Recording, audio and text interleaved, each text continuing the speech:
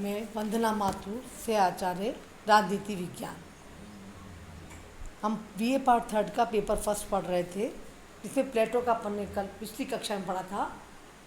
प्लेटो का संपत्ति विषयक साम्यवाद की आलोचना, जिसमें आलोचकों ने निम्नलिखित आलोचनाएं करी थी, अरस्तु ने भी आलोचनाएं बताई थी। अब अपन आज प्लेटो का ही नया ले रहे हैं, जिसमें संपत्ति विषयक उनकी जो योजना थी प्लेटो की संपत्ति विषयक साम्यवाद, और दूसरी क्या योजना थी, परिवार या स्त्रियों का साम्यवाद। तो आज अपन क्या लेंगे, परिवार या स्त्रियों का साम्यवाद।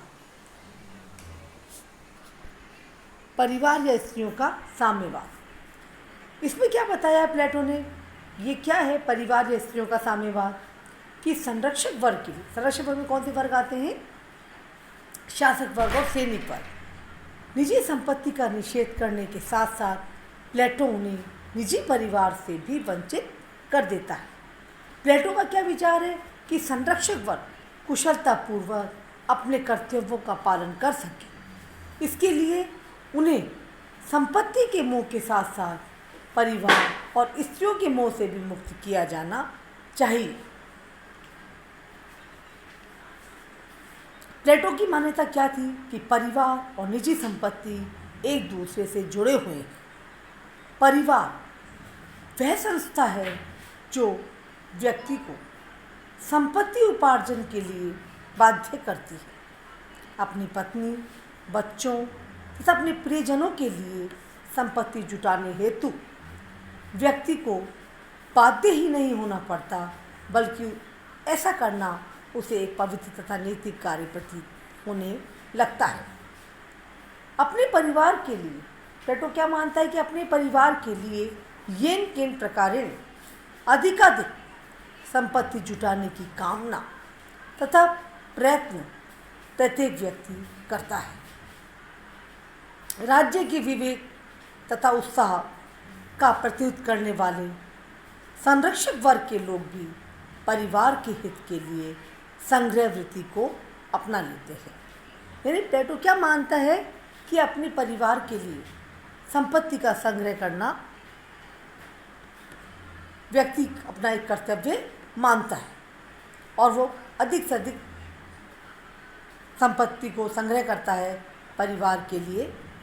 बार्कर के शब्दों में संरक्षक वर्ग के पारिवारिक जीवन का उन्मूलन करना प्लेटो को निजी संपत्ति के उन्मूलन का एक अवश्यंभावी उपसाध्य प्रतीत हुआ है।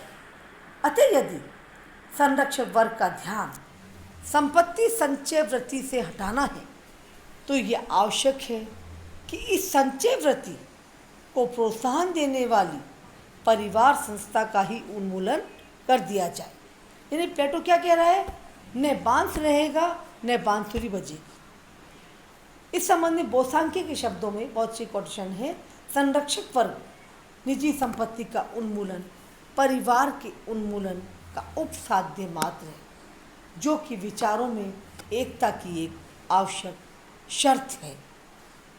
यानी प्लेटो क्या कह रहा है कि अब संरक्षक वर्ग को पहले संपत्ति से वंचित करा, निजी संपत्ति से, अब काय से वंचित कर रहा है, परिवार से भी वंचित कर रहा है। वो राज्य की एकता और राज्य के हित के लिए संरक्षक वर्ग के लिए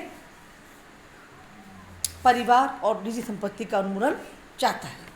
अब इस संबंध में अपने तर्क क्या देता है, प्लेटो ने क्या किया है, अपने परिवार संबंधी साम्यवाद की योजना के पक्ष में निम्नलिखित तर्क दिए हैं।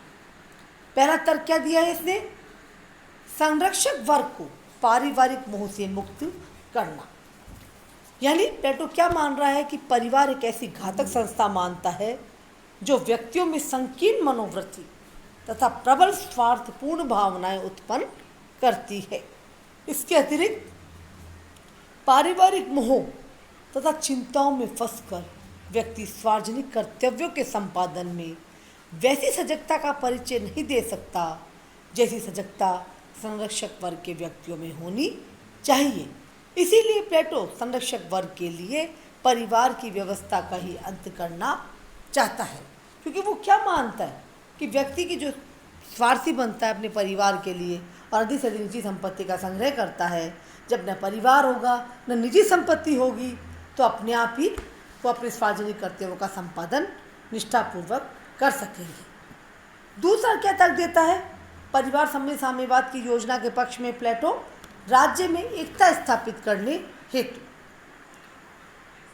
वो क्या मानता है, परिवार जो है व्यक्तियों में क्या उत्पन्न करता है, मेरे तेरे की भावना उत्पन्न करता है, और इस भावना के परिणाम स्वरूप संरक्षक वर्ग के व्यक्ति सत्ता प्राप्ति के लिए संघर्ष करते रहते हैं। प्लेटो राज्य के हित में पारस्परिक संघर्ष की इस प्रवृत्ति का अंत आवश्यक मानता है। अतः प्लेटो संरक्षक वर्ग के समस्त स्त्री पुरुष को एक ही परिवार के रूप में परिणत करके राजनीतिक एकता की प्राप्ति करना चाहता है। प्लेटो के दृष्टिकोण को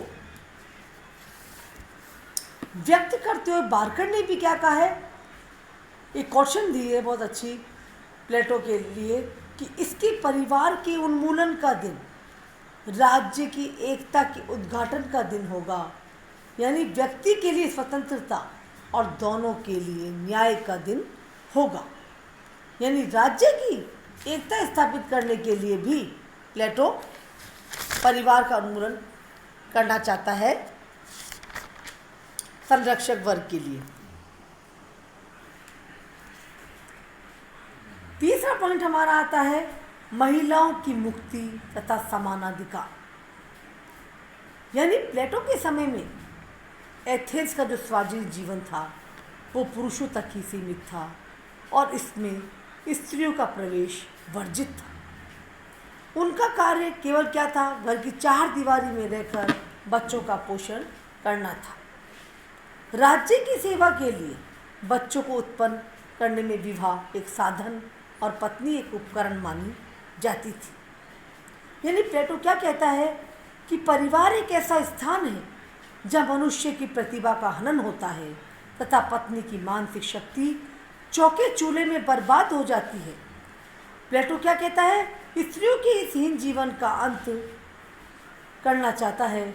उसका विचार है कि स्त्रियां भी पुरुषों के समान ही सार्वजनिक क्षेत्र में कार्य करने के लिए उपयुक्त है और उनको भी इस बात का अवसर दिया जाना चाहिए कि वे स्त्रियों के साम्यवाद का प्रावधान कर एक और तो स्त्रियों के लिए स्वतंत्रता एवं स्वतंत्र जीवन का अधिकार प्राप्त करना चाहता था, दूसरी ओर वे राज्य के आधे भाग में महिलाओं की यानी जो महिलाओं संबंध है कि उपयोगी सेवाएं राज्य के लिए उपलब्ध कराना चाहता था।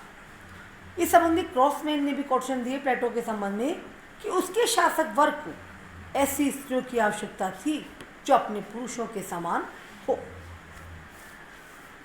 यानी प्लेटो क्या कह रहा है कि राज्य के शासन संचालन के कार्य में महिलाओं की सेवाएं प्राप्त करना प्लेटो को इसलिए आवश्यक प्रतीत हुआ कि वे न केवल राज्य का आधा भाग है अपितु उनमें भी वे सभी क्षमताएं मौजूद हैं जो पुरुषों में पाई जाती है।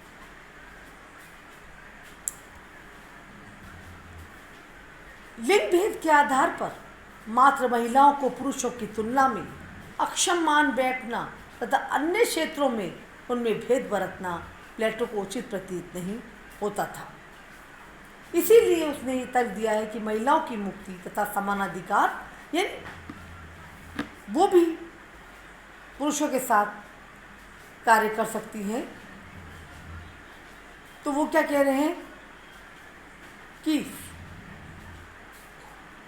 कतिपय स्त्री पुरुषों में शासन करने की स्वाभाविक क्षमता पाई जाती है, अतः ऐसे स्त्री पुरुषों को समान रूप से शासन के अवसर प्राप्त होने चाहिए। इसलिए उन्होंने क्या चाहा है, महिलाओं की मुक्ति तथा समानाधिकार। चौथा हमारा क्या आता है, विवाह संस्था में सुधार। विवाह संस्था में सुधार यानी महिलाओं के साम्यवाद का क्या एक अन्य उद्देश्य, महिलाओं के साम्यवाद का क्या प्रतीत होता है कि प्लेटो क्या चाहता था, विवाह संस्था में भी समुचित सुधार करना चाहता था। यानी राज्य को हित में दृष्टि रखकर इस संस्था का भी यानी विवाह संस्था का भी राज्य के हित को दृष्टि में रखकर ही संशोधन करना उचित मानता था। नेक्स्ट पॉइंट जो लास्ट पॉइंट है हमारा, जो उन्होंने अपने तर्क दिए हैं परिवार संबंधी साम्यवाद की योजना के पक्ष के संबंध में, वो है शेष संतति की प्राप्ति। यानी इसको भी वो किसके हित में मान रहा है? राज्य के हित में मान के कह रहा है कि राज्य के हित में जरूरी है कि आने वाली संतति श्रेष्ठ नस्ल की हो, और इस लक्ष्य की प्राप्ति का उपाय है कि उचित आयु के केवल सर्वोत्तम स्त्री और पुरुषों को ही विवाह सूत्र में बांधा जाए। तो प्लेटो क्या चाह रहा है कि राज्य को उसी सिद्धांत पर अमल करना चाहिए जिस प्रकार की एक पशुपालक करता है। इस संबंध में बार्कर ने भी क्वेश्चन दी है कि प्लेटो के लिए यही पर्याप्त नहीं है कि बच्चे की शिक्षा दीक्षा भली प्रकार हो, वरन उसका जन्म भी उचित रूप में चुने हुए और स्वस्थ पुरुषों से होना चाहिए।